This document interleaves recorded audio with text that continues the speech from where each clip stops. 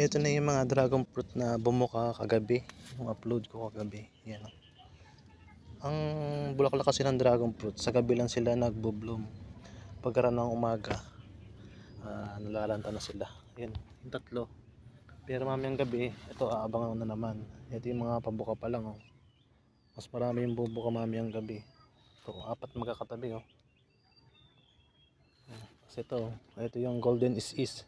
Kita nyo green na green. Oh. Wala siyang pagka red. Ayan, kaya makikita niyo pagkakaiba. Ito yung red Moroccan. Ito naman yung golden is. Ito yung medyo rare variety ng golden is. Yan, ito yung bumuka rin kahapon na golden is yung inano natin, pinollinate natin. Kailangan kasi siyang ma-cross pollinate sa ibang variety.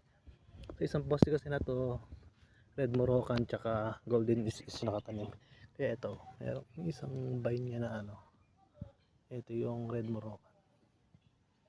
Kukunin na uli natin yung pag bumukat mamaya, kunin natin yung mga pollen. Ta-transfer naman natin dito sa may papabuka na golden is para ma-cross pollinate siya. So mamayang gabi, ang ganda na naman ng pag-aabangan na naman to. Dahil ang ganda talaga ako sa mga bulaklak nila pag naka-bloom. Yan lang, thank you.